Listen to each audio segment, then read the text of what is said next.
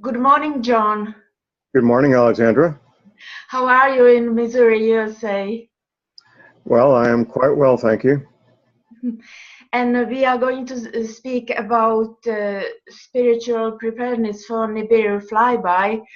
But before that, I would like to mention just there were some questions, and one of them was where one can get your DVDs or double DVDs, global warming, what the government isn't telling you, and it's about Nibiru Flyby from 2008 and update from 2010. So it's on thelibertyman.com, isn't it? That's right. That's correct. Yes. Yeah, and then there was quite a good comment about nuclear power plant and the shutdown before Nibiru flyby, and also you were the first who answer the 10 questions about NIBIRU-Planet X System flyby.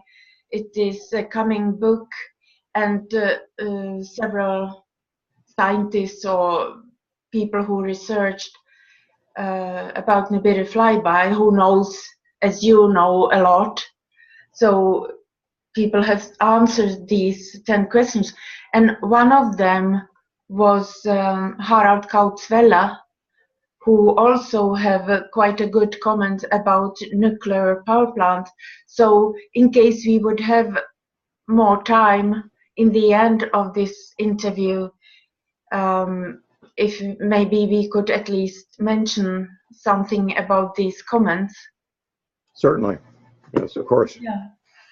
And you are going to come to Prague and you will speak at the conference From Illusion to Reality already next week, 22nd of July 2017, and also 21st July you will actually receive an award. Yes. So yeah, so I will write it also in the text. But now I know that you don't have so much time today. If you could tell us about the spiritual preparedness for NIBIRU-Planet X flyby. All right. Well, let's do that. I've worked with a lot of people since, well, basically 40 years now, going back to 1977, Alexandra. And one common theme I've found is men and women who have their spiritual house in order are in a lot better shape to deal with this than those that aren't. We have a lot of evidence from World War II, people who survived concentration camps, men and women who survived prisoner of war camps. We know from interviewing these people that the people who went into these situations, this internment, imprisonment situation, if they had a strong spiritual foundation going in, they had a far greater chance of surviving that experience. Moving forward from there, I've known men and women who do not have a spiritual foundation to work from, a spiritual belief system in place. And it doesn't matter how much preparation they do, how much food they store, whatever else they may acquire, they're never satisfied, they're never at ease with themselves because they do not have that spiritual foundation. What I tell people, Alexandra, is the following. As a radio talk show host, it's not my job to tell you what your spiritual beliefs should be, on one hand. On the other, I feel a responsibility to let people know that they need to take care of that part of their life, their spiritual preparedness, whatever that is for them. They need to begin that quest and make it a lifelong pursuit. It's not something you just do and put away and put on a shelf to pick up later. It should be a daily, lifelong pursuit. And once people begin this quest, they find their life goes in new directions, very satisfying directions, and they finally have peace in their heart. And that's the whole object here. Alexandra, is for people to have peace in their heart, as opposed to always being at odds with themselves and nervous about the future, and give people hope. When you have spiritual preparedness, people have hope that they would not have otherwise. And that's how I would qualify that, Alexandra. Mm. Okay. It is very important, of course, and I see it the same way, that I have worked with psychiatry, but it's something like else that you have within you, that when difficult times will come, you have hope and faith, and it's something that you don't need to have any education, but you have you can learn. You don't need formal education. That's true. Yeah. But it will be a matter of self-education. It doesn't involve schools or degrees. It's a matter of self-education in that quest. I should mention, Alexandra, I've known and worked with a number of atheists, and they don't have any hope. All they've got is their day-to-day life and nothing else.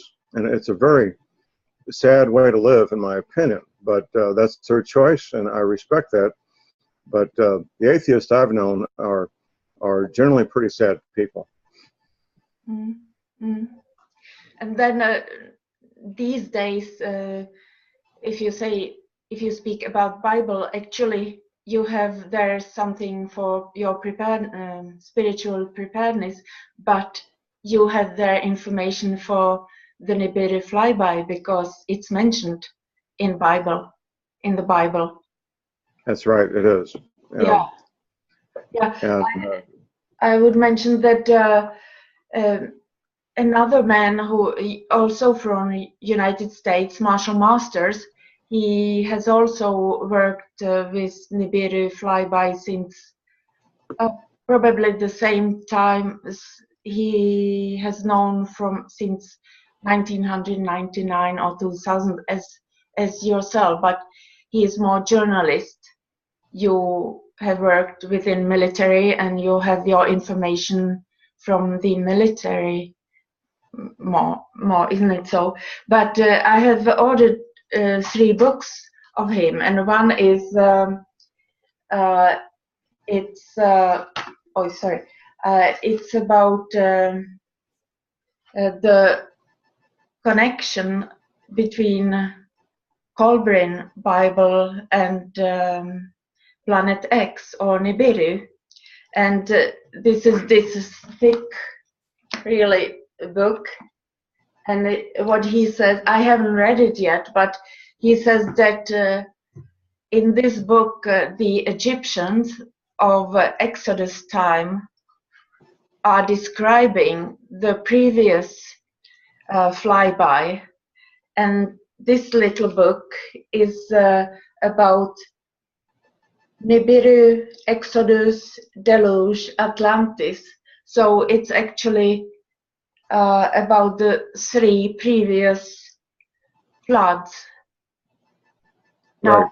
Now is coming next one, and we maybe our information maybe is not the same. The information I have received is that it's this year, not before 23rd of September. So I believe that this magnetic, the flyby, is between 10th of October, and the flood will come around 2nd or 3rd December 2017. It's what I have learned, or the information I have got.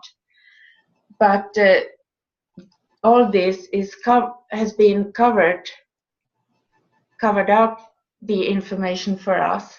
So our education, as you have said, our education and the historical artifacts that has been hidden, or simply it has been hiding this information, how we will survive the practical thing. And That's right. That's right.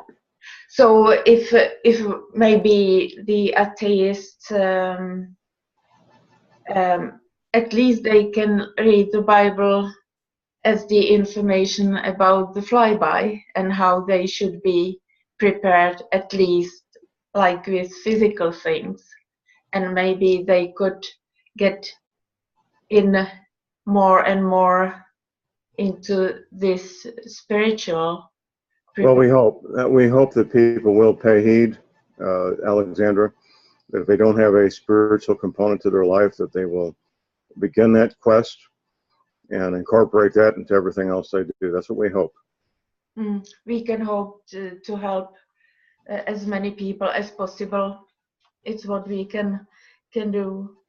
And I would mention then that also in art, in pictures, from, for example, like 1500, you can see that this information was hidden for us about Nibiru. For example, Rubens, who is from Europe, Antwerpen, a Dutch artist, he has done a picture which is shown on YouTube quite a lot. It's Virgin Mary with child depicted as if in apocalypse. And so this picture is quite often mentioned on YouTube, and the date of 23rd of September 2017. And why they are talking about it, because it's a very specific constellation of stars that is said to be seen on the skies right before Nibiru flyby will come. Well, that's fascinating, Alexandra. And people need to incorporate all this information into their base of knowledge and make their own decisions about what they're going to do, how they're going to do it, when they're going to do it. Yes, I agree. Yeah, I would mention also this about nuclear power plants. It was a good comment, and there was that we have kind of wrong nuclear power plants, so that they need to be cooled. They need electricity even if they are shut down, so that it's not so good for us. And Harald Kautz-Vella, it's a German scientist who worked with Morgellons and black goo, black programmable matter more. But he said that we should start to shut down the nuclear power plants 6 months before these earthquake or pole shifts would appear, which is less than 5 months from now, according how I count. Well, I hope they shut down the nuclear power plants in time. I don't know if they need to do it 6 months, but they need to do it properly and need to do it safely. And of course, you and I don't have any control over what they do or how they do it, do we, Alexandra? No, but at least we can inform as much as possible, and you are going to do I am. what you can, and you are going to speak both about the like physical preparedness, and also you were going to speak about the preparedness training from your community in Missouri. And that's right, I will. Yes. And you are going to speak also about the psychological preparedness, even though Sandra Feck from Canada is also going to speak about it. So you will certainly also mention it. I will, yes. Yeah. So I don't want to take so much time. I'm so grateful that you could speak with me today, and I am really grateful that I can speak with you, because after one video with Dave Staffen, my Zoom, I couldn't use the Zoom for a while, so I had to speak with a lawyer and others, and now it works again. So Good. It's working fine, it looks like. Yes. yeah, it's about freedom of speech, and we shall have it. So All right. yeah. Okay, thank you very much. Thank you, Alexandra. Yes. Bye-bye. All right. Good morning, John. Good morning, Alexandra. How are you in Missouri, USA? Well, I am quite well, thank you. And we are going to speak about spiritual preparedness for NIBIRU Flyby. But before that, I would like to mention just there were some questions, and one of them was where one can get your DVDs or double DVDs, global warming, what the government isn't telling you, and it's about NIBIRU Flyby from 2008 and update from 2010. So it's on thelibertyman.com, isn't it? That's right. That's correct. Yes. Yeah, and then there was quite a good comment about people who researched about NIBIRU Flyby, who knows, as you know, a lot. So people have answered these 10 questions, and one of them was Harald Kautzweiler, who also have quite a good comment about nuclear power plant. So in case we would have more time in the end of this interview, the nuclear power plant and the shutdown before NIBIRU Flyby, and also you were the first who answer the 10 questions about NIBIRU-Planet X System Flyby. It is a coming book, and several scientists, or if maybe we could at least mention something about these comments. Certainly. Yes, of course. Yeah. And you are going to come to Prague and you will speak at the conference From Illusion to Reality already next week, 22nd of July 2017.